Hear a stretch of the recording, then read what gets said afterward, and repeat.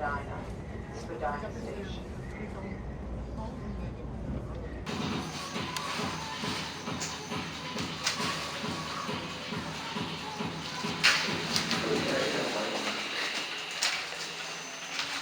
about yourself. Well, I got into like electronic music just from playing games, video games. Then I went to my first like big music thing, maybe like 6 years ago maybe. There was a big like camping music festival, and my friends drove up to it, and I was into like Skrillex. You're gonna blind me, man. Okay. There was like a bunch of people like playing like drum and bass and bass music. And, Oh, so you started from drum and bass scene. yeah, like a lot of like dubstep was really was into, and like Skrillex was like really pushing that for me. So I was like, okay, cool, this is really nice. And that was like the first time going to like this place like nobody was, and like just hearing music and seeing all like the characters coming out. I was like, this is so cool. And from there I was just like, I need to do more of this. And so for a few years I was trying to make like bass music, and then I got into like Witch House. Tell me more about Witch House. Witch House? Yeah, how's it in Toronto? Because I only know European scene. I didn't get a chance to explore. I was more going to like more like bass events and stuff. So going to like I only went to Cool House a couple times, and then going to a Sound Academy a few times as well. Rebel is what it's called now, but it used to be called Sound Academy, and before that it was called the Docks. And obviously I was too young to go around that time, but it's funny that Skrillex was like kind of after one point, so we went to TD Echo Beach to see his show, and the second day we went to the after party at Government, and this is like before Government closed down. So like the first time I was in there, I was like, whoa, this is such an interesting thing, and it's probably the first time I really listened to techno, like in that kind of environment. I was like, this is so cool, like I need more of this. So once I heard it, I went home. I was really into like Richie Houghton, finding out about like Detroit, Juan Atkins, Derek May, Jeff Mills, all those guys. And I was just like, okay, this is like really interesting to me. And I was like digging all this. Like I actually wrote like a notebook of all this stuff. And I heard Richie Houghton was coming to town, and he was playing at Coda. So I went by myself actually. I made a bunch of tunes, and I put it on a USB and I gave it to him. Okay. And like I handed him the USB, and he took it, but I don't call him. And actually that night I met. No, I probably did for sure. Yeah, I don't know. I met a good friend of mine who's a really good friend of mine now. His name is Nick, and like together we started talking about techno, and we met up actually. He was like a musician. He has like a whole like little studio in his house. And it was like the first time I like met someone in Toronto and like started meeting up and like doing music and stuff. So that's exactly the moment when you started making That's music. probably around that time. And then I also started working at the off-center DJ school, which is a DJ school in Toronto. It's like near Coxwell. Yeah. And that was like probably the introduction for me to start being in Toronto, because I was coming to Toronto like every single day. It was an internship that I did in the summer, and it was so cool because I got to meet people who were like-minded and stuff. And one of the teachers there, his name's Alan, but he also goes by Stranger, and he makes like really good like jungle music and like jungle drum and bass. And from there, I started going to events in Toronto, like jungle events in Toronto. I was like, oh, sweet. This is probably maybe like 3 years ago. 3 years ago. Yeah. So like 2006. 6-ish, yeah. What's your style of music, by the way? Well, I'm into techno still, so I'm doing a lot of 4-on-the-floor kind of music. The BPM is usually 130 right now, and I usually try to implement breaks. That's probably just because I like the sound of like breaks from. I'm actually involved with like a local label in Toronto. Which one? Opening Oro. Okay. That's the label that I'm working with right now. You have an EP coming out, right? I don't have an EP coming out. No. What do you have? I would like to work to that goal, but just working on music is my main focus. What was your like biggest inspiration? You know, the music that inspired you the most to create music, you know, to continue. Honestly, like, because it all started when I was getting into like dubstep music, so I would say Skrillex. I don't think I should shy away from that because it's like that's what was my introduction. I mean, I like playing video games and hearing all this music and soundtracks and stuff like that. But that's what was like. I need to learn how to make this kind of music, and Yeah. so picking up like FL Studio and then like my computer was shit, so I got Ableton. I was making Sure. like trying to learn Ableton between lectures basically because I had like 3 hour gaps between my classes, and I was just like on my laptop just like trying to like follow like, the steps on how to do things, and then I've been doing like using Ableton for like almost 6 years now. From there, then now I'm into listening to a lot of like I just dig on like on invading just finding new music from like across the water, across the border, just like anything that I can find that I just like I hear that song and I dig pretty quickly. So if I go through like an album, like this one, no, this one, and I'll usually fill out like a whole like crate. And by the end of the month, I go through that.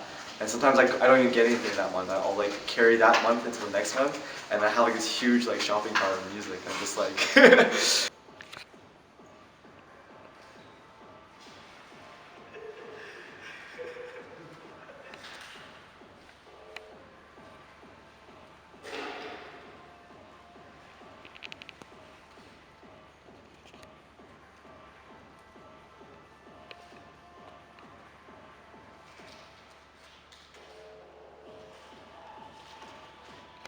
Sometimes even music isn't necessarily like inspirational. It's just being around with friends, hanging out, playing games, and just winding down. That's what I find inspirational a lot too.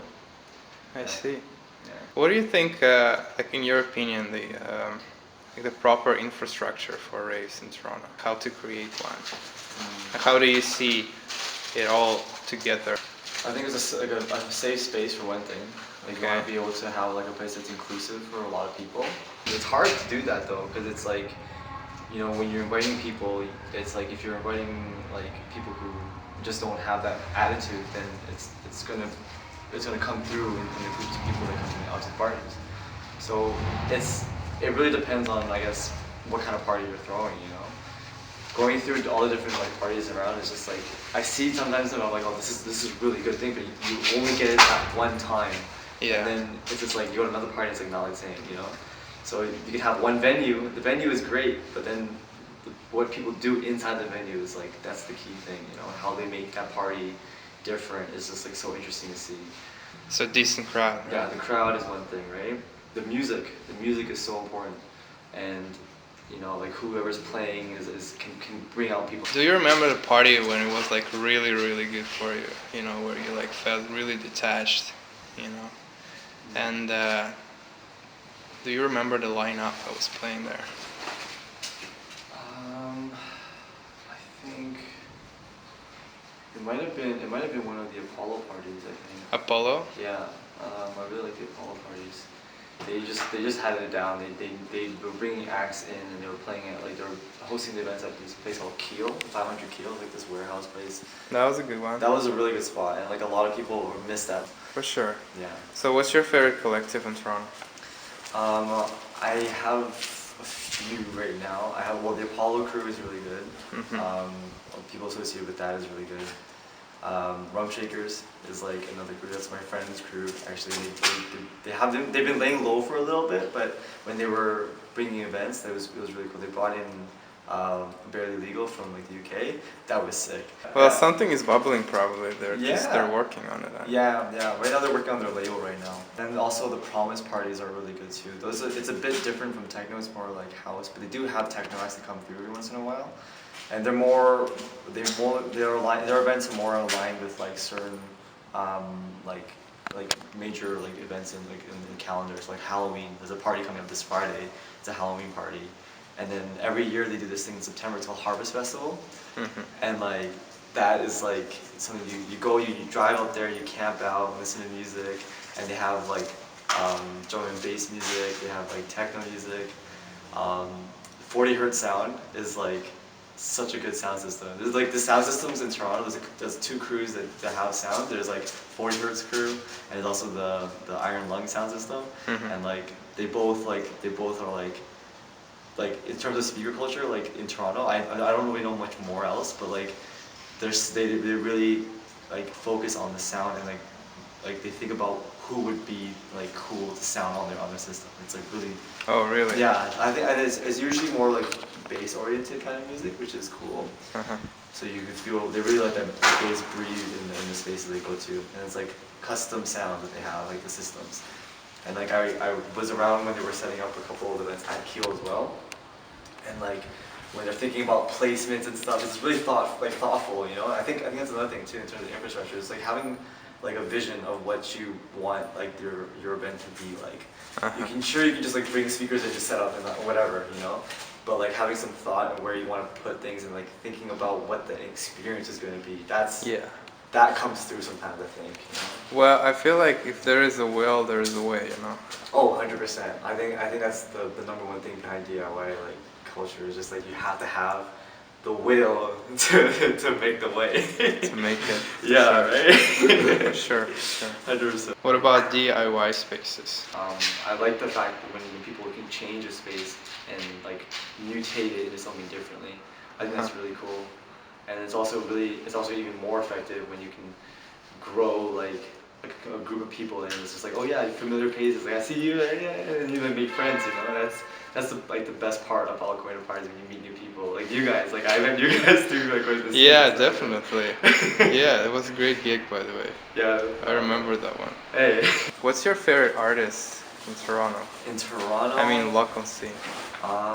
There's a healthy number of artists that just like I've just been like hammering things. Like East Sagala, like she is so sick. Like I got to talk to her a couple of times, and I actually opened her for her. Like that was crazy to be able to do that. And she's like really chill too. And I'm so happy to see her like just like going and like playing shows like across like the country and across the world and stuff. It's like so sick to see that. And like it's like she's just badass. And, like her sound is just like pretty unique in terms of like Toronto, and it's cool to see that other people across the water are really like vibing with it too.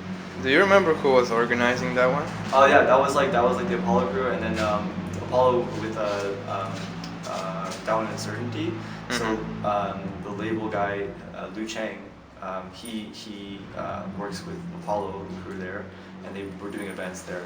I haven't heard from much of him. He's like one of my friends actually, like, but I haven't talked to him in a bit because I guess he's been busy. So yeah, we're all busy, you know. Yeah, because we're actually doing stuff. Yeah. Oh yeah, the night shift crew. They've been making this weekly scene in Toronto, and they've been doing. Yeah, they're very intense. They're the one who did the one lock party, right? Yeah, it's the party where we met actually. Yes.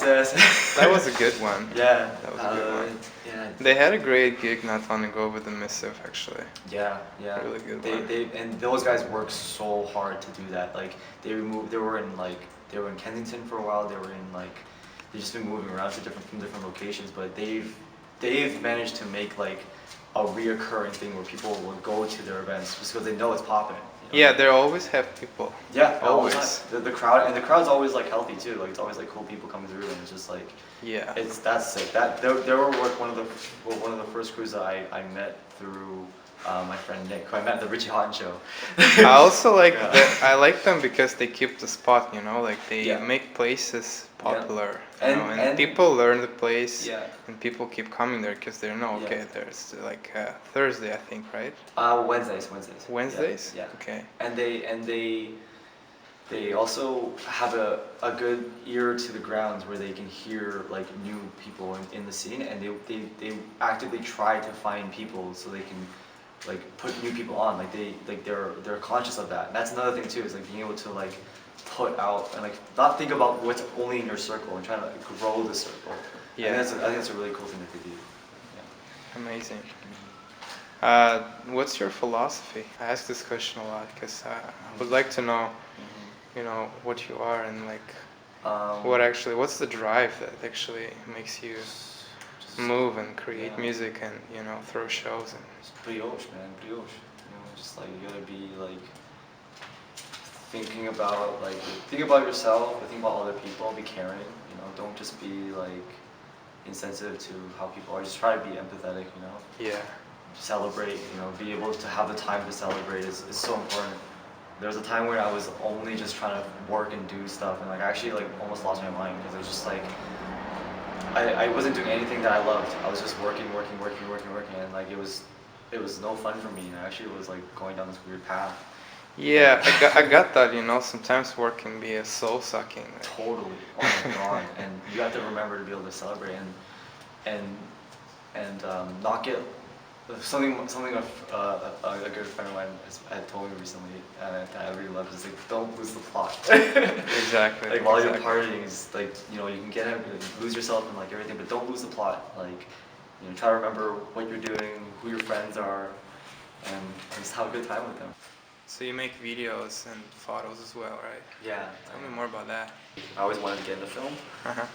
And then when I started getting involved in the scene, I was doing promo videos for a couple of the crews. So started doing some with the Rum Shakers crew, Yeah. and then I did some with the Last Planet. They were doing these events called Compound, and it was like one of the earlier events that happened at Kyo. And I was doing like the promos and stuff, and it was pretty cool to do that kind of thing. And then I just wanted to get more involved in doing like actual like shooting like actual like footage of stuff instead of just using like found footage and like editing just like YouTube videos and stuff together to make the promos. Yeah. So once I started doing that, I was like, okay, I really like doing videos. So I started doing. I knew a couple of friends who were like artists as well, so they reached out to me. I've always had like a visual eye for certain things, and like when I got my camera, that really helped a lot to do that. Yeah.